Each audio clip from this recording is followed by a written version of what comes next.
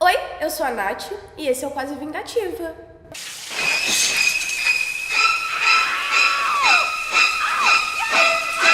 Eu falo muito de assunto LGBT nesse canal, né? E por causa disso, às vezes as pessoas vêm querer me pedir pra falar do seu chip gay de estimação. Um dos chips que eu mais recebo pedido pra falar sobre é Stuck, que é o Steve Rogers e o Bucky Barnes da Marvel. E eu vou te dizer que eu geralmente respondo da mesma maneira que eu respondo todos os pedidos. Vamos ver, né? Quando de repente sair uma mídia desse negócio, vamos ver se rola. E isso é porque simplesmente existir como um chip não me parece motivo suficiente para fazer um vídeo sobre. Então, para abordar um chip, eu preciso de um assunto, um tema, uma abordagem palpável. E se você é fã de Stuck, parabéns, o seu momento chegou, porque a Marvel estragou o arco do Steve e agora eu tenho do que falar. Tá satisfeito? Tamo aí, vamos falar sobre isso. Acho que é importante, antes desse vídeo começar, eu explicar que, apesar das críticas que eu vou fazer nele, eu não odiei Vingadores Ultimato. Na verdade, eu gostei bastante até. É uma conclusão satisfatória pros mais de 10 anos que o MCU tem sido e aqueceu o meu coração congelado e apodrecido que tem estado assim no ano de 2019. Além disso, eu aprecio muito o cinema como uma experiência coletiva e Ultimato é basicamente isso, sabe? Tipo, é talvez a experiência mais coletiva que eu já tenha tido no cinema. Mas vamos lá, vamos falar da pior parte de Ultimato. Eu não preciso dizer que tem spoilers nesse vídeo, né? O filme já saiu há tanto tempo, eu demorei pra cacete pra fazer esse vídeo, não precisa te falar que tem spoiler, tem spoiler.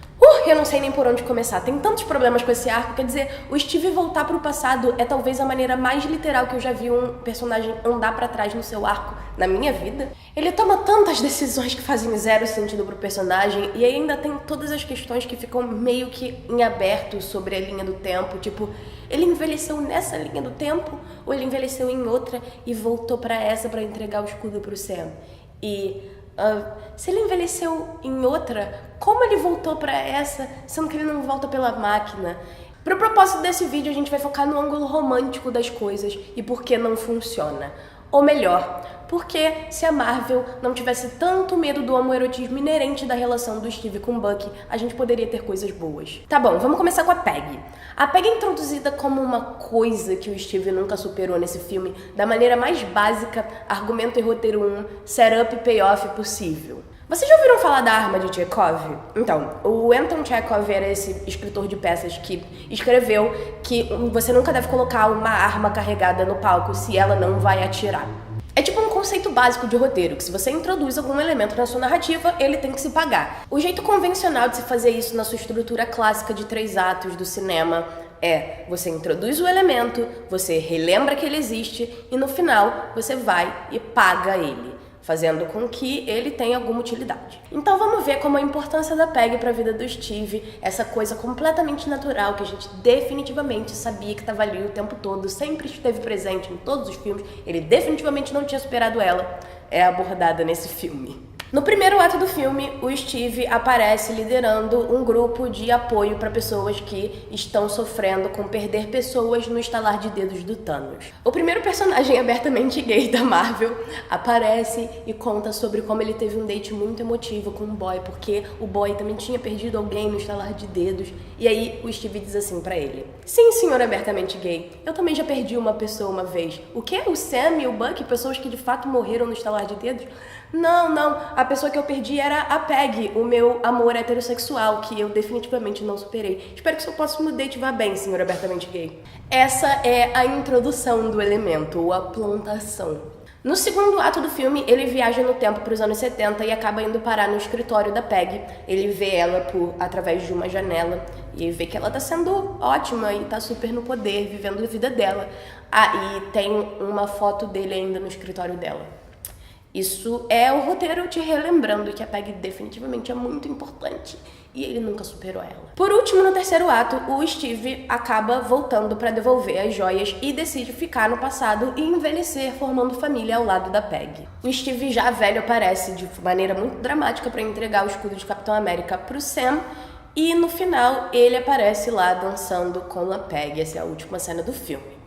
E aí isso é o elemento se pagando, o payoff. Mas é meio engraçado porque, tipo, esse não é exatamente o tipo de filme em que você precisa fazer de maneira tão básica essa introdução, relembrando e se pagando, porque é um filme que tá pagando coisas que foram introduzidas no decorrer de 10 anos, não é mesmo? Ninguém precisa explicar quem é o Thanos ou qual é o cunho da relação entre a Nebula e a Gamora, ou elas duas com o Thanos. A gente viu os outros filmes. Então por que reapresentar a importância da Peggy? Mas sabe um personagem cujo arco se alinha perfeito e naturalmente com o do Steve? O Bucky.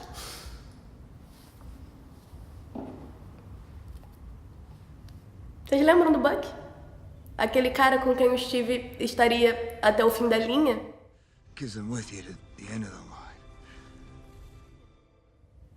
Pois é, né? Parece que os irmãos Russo esqueceram.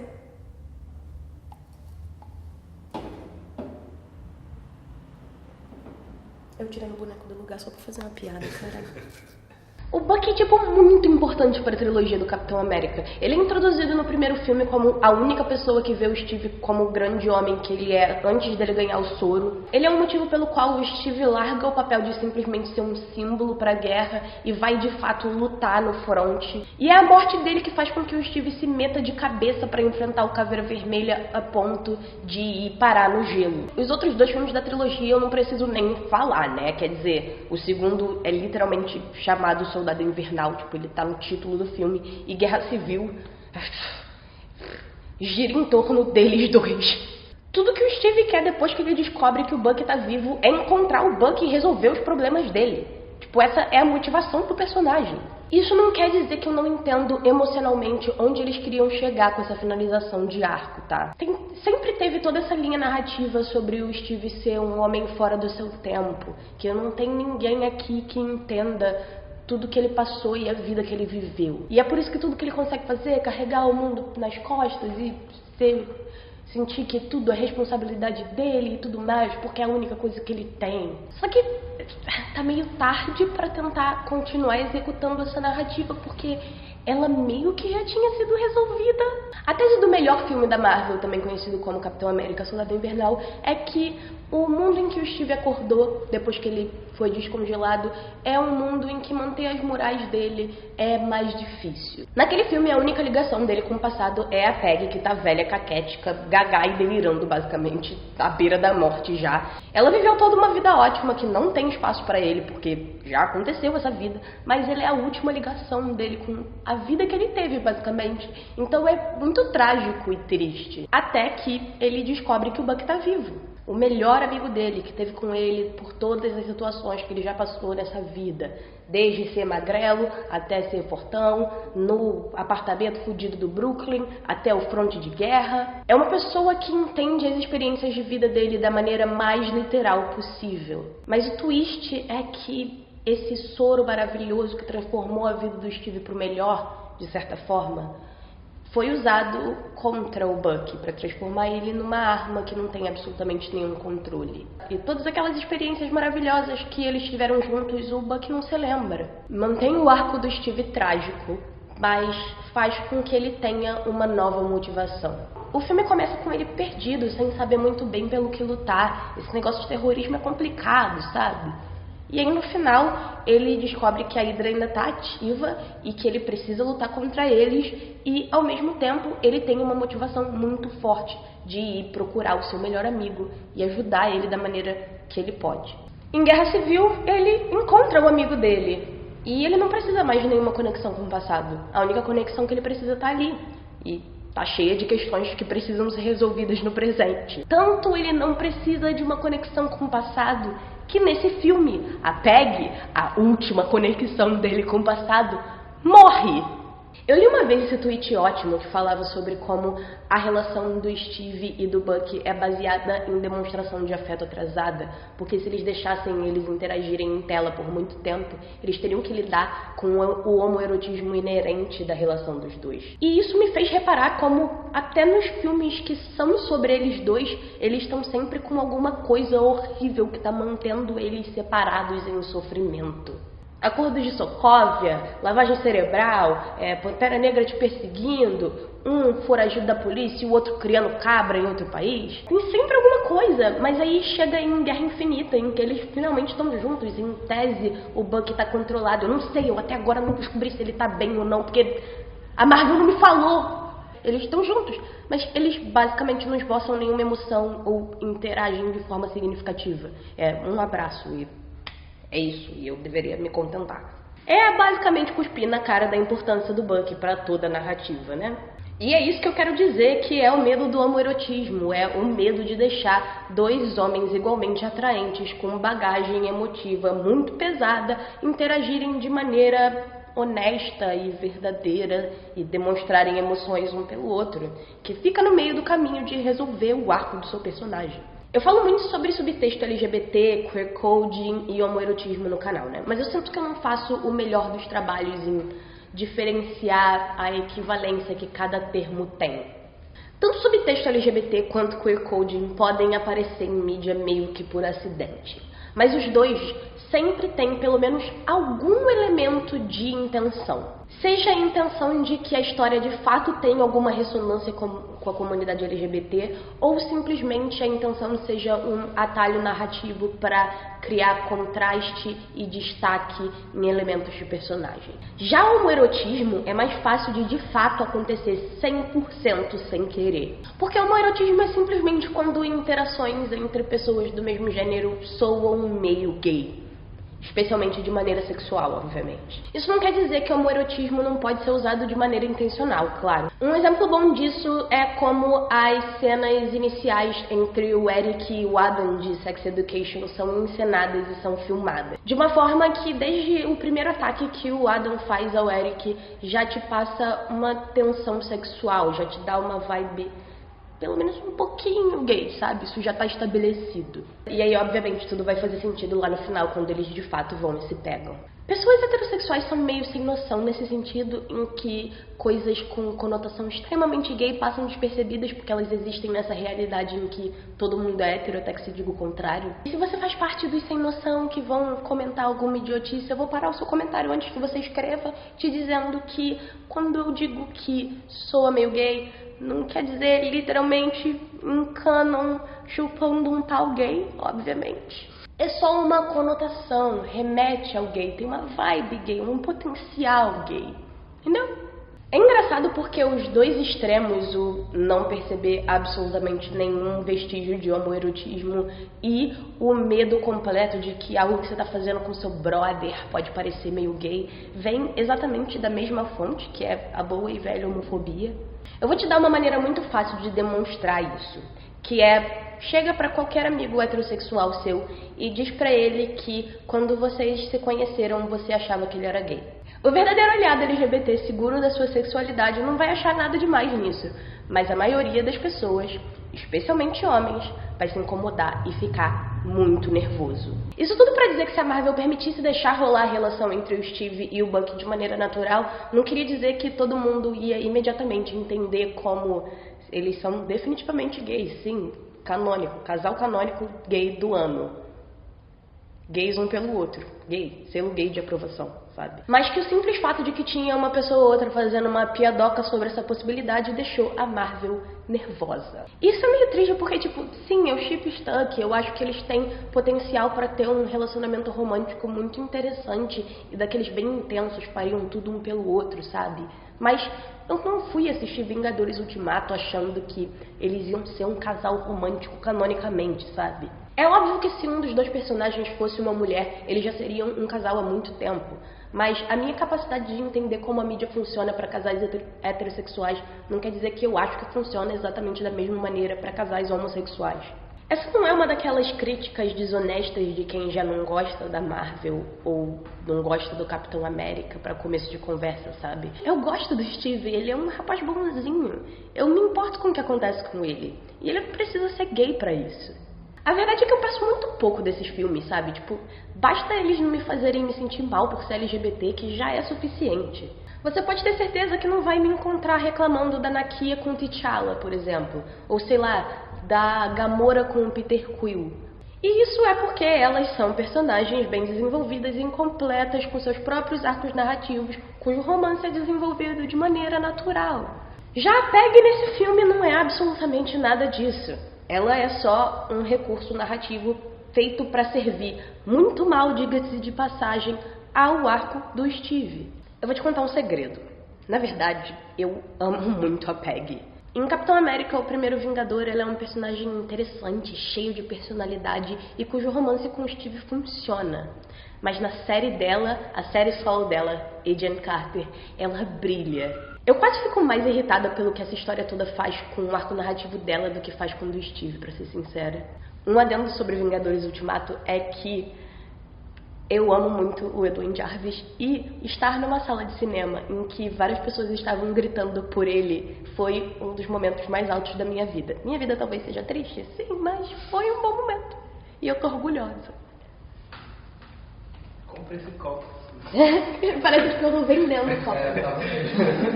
Mas é só porque ele tá aqui, tem a cara do Steve, então eu tenho que ter uma desculpa pra usar.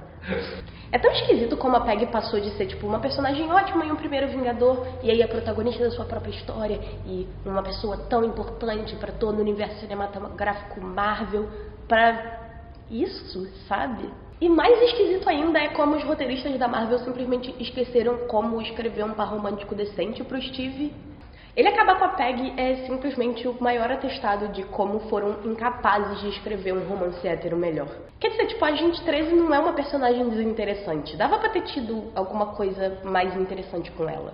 A situação dela ser a vizinha romance em potencial pro Steve em Soldado Invernal e aí, de repente, pá, ela era uma agente da S.H.I.E.L.D. o tempo todo e definitivamente estava te espionando pro Nick Fury, é super cheia de potencial.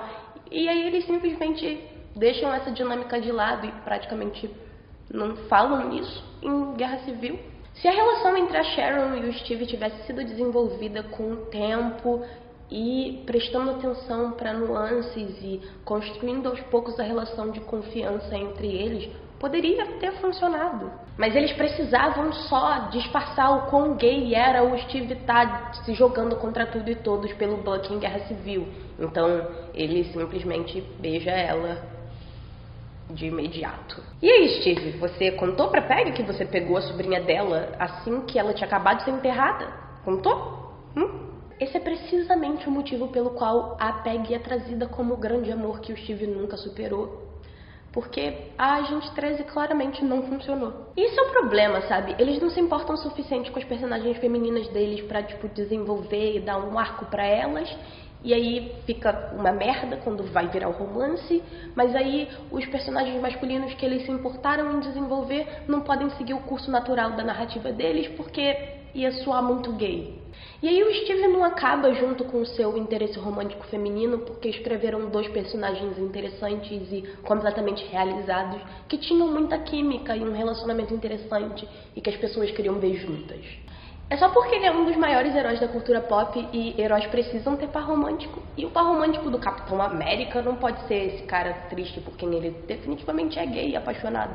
Então a Marvel pensou, há 8 anos atrás a gente escreveu uma personagem feminina legal e ela beijou o Steve e as pessoas gostaram disso, então definitivamente ela era o grande amor perdido da vida dele. Eles nunca superaram e eles são destinados a ficar juntos. E é isso, sabe? E esse é o grande finale pro Capitão América. Isso é porque eu nem entrei em quão ridículo e fora de personagem é o Steve, que foi escrito desde sempre como um homem altruísta, que nunca faria nada com seu poder, que só ganhou o super soro em primeiro lugar porque ele queria lutar na guerra por motivos nobres, pelo bem maior, e nunca usaria as suas habilidades para o ganho próprio, voltar no tempo para ficar com a sua namoradinha. Ou como é completamente ridículo transformar em uma tragédia que precisa ser recompensada ele nunca ter vivido a sua vida. Quando ele escolheu ir pra guerra, ele se voluntariou pra virar um super soldado.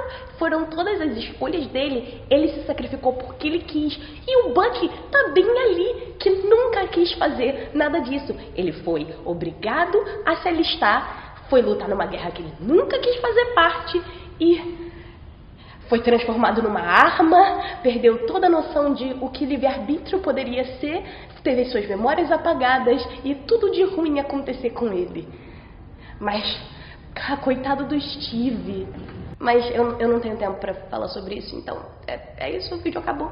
Se você gostou do vídeo, não se esqueça de dar um like, se inscreve no canal, links na descrição com coisas aí, com minhas redes, me siga nas redes sociais, sim, com certeza, Twitter, Instagram aí, e me fala se você ficou feliz com esse final merda nos comentários, a gente pode discutir, você pode discordar de mim, não tem problema, é isso.